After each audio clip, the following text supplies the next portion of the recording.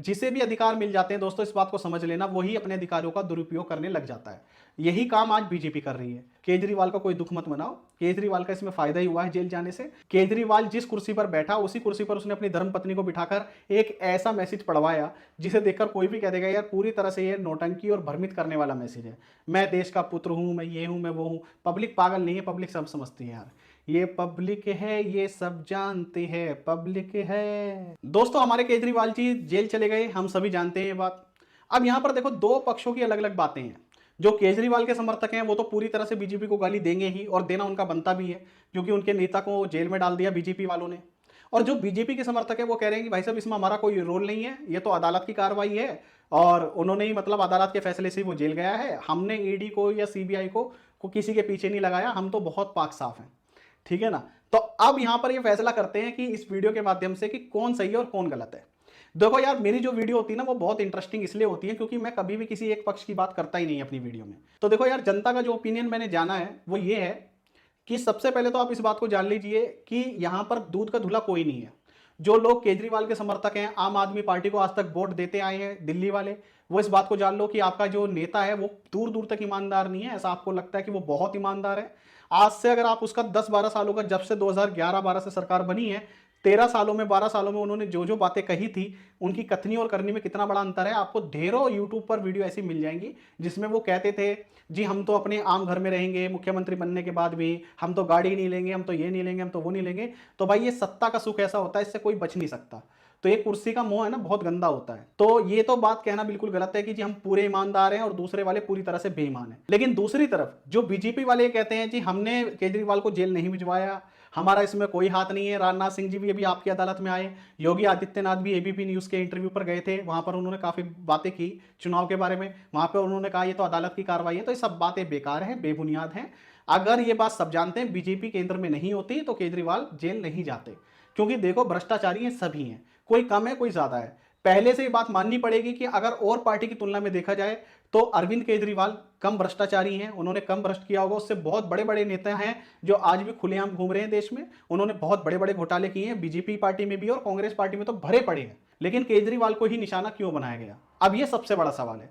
तो ये बात मैं बिल्कुल डिनाई नहीं करूंगा, बीजेपी समर्थक होने के बाद भी मैं इस बात को एडमिट करता हूं कि केजरीवाल ने जिस रफ्तार से अपनी सरकार का पैमाना बढ़ाया है, आपने आम आदमी पार्टी को बड़ा किया है, उससे कहीं ना कहीं बीजेपी वालों को ये दिखाई दे गया कि आने वाले टाइम में अगर हमारा कोई बड़ा कट्टर विरोधी बन सकता है तो वो केजरीवाल है। ये सच बात है। क्योंकि देखो आम आदमी पार्टी ने दिल्ली में जब एक बार सरकार बना ली बहुमत से, उसके बाद उसे कोई हटा नहीं पाया। मोदी आ जाए, मोदी जी के कितने भी रिश्तेदार आ जाए, हटा ही नहीं सकते उसे। और वो भी 70 में से 67 सीटें, मतलब पूरा खेमा ही उखाड़ दिया बीजेपी वालों का। तो दूर दूर तक केजरीवाल का कोई कुछ नहीं बिगाड़ सकता। पंजाब में एक बार सरकार बन गई, मुझे लगता है पंजाब से भी अब कोई नहीं हिला सकता। अब 7 सीटों पे चुनाव होने वाले हैं, मुझे लगता है बीजेपी ने कहीं ना कहीं अपने पैरों पर कुल्हाड़ी मार ली और कहीं ना कहीं उसका ये भुगतान करना पड़ेगा। अब ये 7 में से अगर पहले 2 या 3 सीटें जीत सकते थे तो अब इनके हाथ से वो भी गई। तो इसमें मैं तो जो जितना मैं समझ पा रहा हूं कि कहीं ना कहीं उन्होंने नुकसान किया है। अब देखो अमित शाह जी, मोदी जी, ये कोई पागल तो है नहीं, हम और आप लोगों से बहुत ज्यादा दिमाग रखते हैं, कई किलो ज्यादा दिमाग है इन लोगों के पास। तो इन्होंने भी ये बात तो समझी होगी कि पब्लिक की सिंपैथी मिलेगी केजरीवाल को, तो फिर भी उसे जेल में इन्होंने डलवाया या जो भी उसकी कार्रवाई को और तेजी से बढ़ाया आगे। तो सबसे पहले तो जो केजरीवाल के समर्थक ये सोचते हैं कि ये जो आरोप है पूरी तरह से बेबुनियाद है, तो ये बात पूरी तरह से सच नहीं है, ये आरोप बिल्कुल सिद्ध हैं। और लेकिन उसके साथ साथ मैंने ये बात जो आपको बताया है कि भ्रष्टाचारी सभी नेता हैं, थोड़ा बहुत माल पानी अंदर सभी करते हैं। बीजेपी के नेता भी कोई साफ सुथरे नहीं है। अगर आज ये केंद्र सरकार से हटके अपोजिशन में चले जाएंगे तो इनकी भी ढेरों सारी फाइलें खुल जाएंगी और आज तक खुलती भी आई हैं। तो ये कहना बिल्कुल बेकार है कि ये तो दूध के धुले हैं। अमित शाह जी की भी बहुत सारी पुरानी पुरानी फाइलें खुली हैं, उनके पीछे भी खूब ईडी सीबीआई वगैरह को लगाया गया जब कांग्रेस ने उनके पीछे छोड़े थे। तो ये सबके साथ होता ही है। जिसे भी अधिकार मिल जाते हैं दोस्तों, इस बात को समझ लेना, वही अपने अधिकारों का दुरुपयोग करने लग जाता है। यही काम आज बीजेपी कर रही है। लेकिन इसके साथ साथ हमें यह भी समझना चाहिए कि जो बीजेपी ने इस समय किया वो सही किया या नहीं किया। मेरे दृष्टिकोण से सही नहीं किया। बीजेपी समर्थक होने के बाद मैं ये बात कह रहा हूं क्योंकि अब केजरीवाल से लोगों की सिंपैथी और ज्यादा जुड़ गई है। लेकिन मुझे लगता है कि इसके पीछे भी कोई ना कोई मोदी और अमित शाह जी की चाल होगी जो आप और हम लोग नहीं समझ पाएंगे, क्योंकि जहां आप और हम लोगों का सोचने का दायरा खत्म होता है वहां से वे लोग सोचना शुरू करते हैं। तो उन्होंने भी हर तरह से चीजों को समझा होगा। अमित शाह को राजनीति का चाणक्य ऐसे तो कहा नहीं जाता, तो उसके पीछे कुछ तो कारण रहा ही होगा। लेकिन जिस तरह से बीजेपी वाले खुद को ये कहते घूम रहे हैं कि जी इसमें हमारा कोई हाथ नहीं है, तो भाई भाई उनका हाथ नहीं, उनका पाँव है। वो पूरी तरह से इसमें मतलब उनके कहने पर ही ये सारी चीज़ें हुई हैं और इसमें मैं दूर दूर तक इस बात के लिए डिनाई नहीं करूंगा। लेकिन इसके साथ साथ आप लोग ये भी समझ लीजिए, केजरीवाल जी की भी यहाँ पर बहुत बड़ी गलती मैं मानता हूँ। केजरीवाल का आप आम आदमी पार्टी का चैनल उठाकर देख लो, और अब से नहीं, जब से उनका चैनल बना है, जब से मोदी जी सरकार में आए, तब से लगातार लगातार लगातार आम आदमी पार्टी, अरविंद केजरीवाल मोदी जी के पीछे लगा हुआ है कि मतलब कोई भी बात कहूंगा तो उसमें मोदी को तो दो गाली देनी देनी है। तो ये मेरे हिसाब से ये चीजें सही नहीं होती है, बात मैंने पहले भी कहा था। अब यार तुम खुद बताओ, मोदी जैसे इंसान के बार बार उंगली करोगे तो वो क्या करेगा, तुम्हारी उंगली तोड़ेगा ना। तो वही काम फिर मोदी जी ने कर दिया। अब इन लोगों के पेट में दर्द हो रहा है, ये अपने आप को ईमानदार बताते घूम रहे हैं। जितने भी नेता हो, चाहे मोदी जी हो, केजरीवाल हो, सब पब्लिक का पागल बनाते हैं और कुछ नहीं करते हैं। हाँ, लेकिन ये बात जरूर है, आज जो पार्टी हमारे देश में है वो कहीं ना कहीं देश के लिए, देश के विकास कार्य के लिए बहुत अच्छे काम भी कर रही है। और जो हमारी हिंदू पार्टी एक जो मेजोरिटी में है, उससे ये हुआ कि कहीं ना कहीं हम लोग अपने देश पर गर्व भी करने लगे, अपने सनातन धर्म पे गर्व करने लगे। तो ये बहुत बड़ी बात है आज की डेट में देश में। नहीं तो इससे पहले आप देखो कहाँ मतलब मेजोरिटी ऐसे रहती थी इस देश में जैसे माइनॉरिटी हो, और माइनॉरिटी को सर पर बिठा कर रखा जाता था। तो आप समझ ही पा रहे हैं मैं क्या चीज कहना चाह रहा हूं। तो ये सच बात है।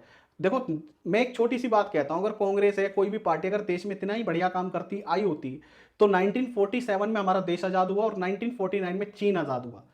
और आज चाइना कहां पर है, अमेरिका का बाद चाइना का नाम आता है, और हम कहां पे हैं, हमारा तो कोई दूर दूर तक दिखता ही नहीं है। भले हम कुछ भी कहते रहे, लेकिन आज भी बहुत पीछे हैं हम। तो हमें आगे आने के लिए क्या करना होगा। लोकतंत्र में देश की सबसे बड़ी दिक्कत ये भी होती है, इस पर मैं किसी अलग वीडियो में बात करूंगा, लेकिन जो देश का लोकतंत्र है ना, वह बहुत कड़े कानून बनाने भी नहीं देता देश में। जिस वजह से क्या होता है, देखो, एक तो जैसे जनसंख्या कानून आना बहुत जरूरी है देश में, इस पर हम एक अलग से वीडियो में चर्चा करेंगे, और वो क्यों जरूरी है। जो बेरोजगारी की हम बात करते हैं, काम नहीं मिलता, ये नहीं मिलता, तो बहुत सारे मुद्दे हैं, एक एक करके बात करेंगे। लेकिन फिलहाल बस मैं यही बताने आया था आप लोगों को, केजरीवाल का कोई दुख मत मनाओ, केजरीवाल का इसमें फायदा ही हुआ है जेल जाने से। तो फिलहाल जितने भी दिल्ली वासी हैं वो इस राजनीति में ना पड़े, ये सब एक ही थाली के चट्टे बट्टे हैं। केजरीवाल भी कोई दूध का धुला नहीं है। आज अगर वो भ्रष्टाचार के आरोप में जेल गया है तो कहीं ना कहीं देखो, बिना आग के कभी भी धुआं नहीं उठता। आज वो जो बड़ी बड़ी बातें कहते थे, उन्होंने अपने घरों में कई 18-20 करोड़ रुपए सुनने में आया, शीश महल बनाया उन्होंने पूरा, तो वो जनता के पैसों से बनाया। जो आदमी कहता था जी मैं तो हवाई चप्पल पहन के घूमता हूं, मैं तो गाड़ी नहीं लूंगा, मैं तो ये नहीं लूंगा, मैं अपने बच्चों की कसम खाता हूं, तो खुद को कभी इतना बड़ा ईमानदार भी नहीं बताना चाहिए। उनकी पॉलिसी, जब उनकी आम आदमी पार्टी की सरकार बनी थी, मुझे अच्छे से याद है, उनकी पॉलिसी में एक लाइन ये थी कि 3 साल बाद मुख्यमंत्री बदला जाएगा। मतलब 3 साल तक कोई एक पद पर नहीं बने रह सकता। जब केजरीवाल को 3 साल पूरे हो गए तो उन्होंने उस लाइन को निकाल कर फेंक दिया। तो ऐसी बहुत सारी बातें हैं, तो आप ये समझ लो, आपको चिंता करने की जरूरत नहीं है, सब एक ही थाली के चट्टे बट्टे ही हैं और कुछ नहीं है। अगर आप लोग भी मेरी बात से सहमत हैं तो वीडियो को लाइक करें, चैनल को सब्सक्राइब करें। जहां तक ये लोकसभा चुनाव का, तो देखो इसमें मोदी जी का जीतना जरूरी भी है और वो जीतेंगे भी, लेकिन अगर हम उन्हें 2 बहुमत से जिताएंगे तो उससे देश का सबसे बड़ा फायदा ये होगा कि जो देश के लिए और कड़े कानून बनाने की जरूरत है, जैसे 1 इलेक्शन पॉलिसी हो या एक 1 कोड ड्रेस का मुद्दा हो, तो ऐसे बहुत सारे बड़े बड़े फैसले जो बीजेपी आने वाले 5 सालों में लेगी, तो उन्हें लेने में सहजता होगी। नहीं तो विरोधी पार्टी उनका विरोध करती रहेगी और कभी भी देश में वो नियम बन नहीं पाएंगे। तो इस वजह से मोदी जी का जीतना तय है, वो तो जीतेंगे ही, लेकिन अगर आप लोग भी खुलकर उन्हें का सपोर्ट करोगे तो वो ज्यादा बहुमत से जीतेंगे और उससे देश में और अच्छे कानून बन पाएंगे। केजरीवाल जिस कुर्सी पर बैठा, उसी कुर्सी पर उसने अपनी धर्मपत्नी को बिठाकर एक ऐसा मैसेज पढ़वाया जिसे देखकर कोई भी कह देगा यार पूरी तरह से ये नौटंकी और भ्रमित करने वाला मैसेज है। मैं देश का पुत्र हूं, मैं ये हूं, मैं वो हूं। पब्लिक पागल नहीं है, पब्लिक सब समझती है यार। ये पब्लिक है, ये सब जानती है, पब्लिक है।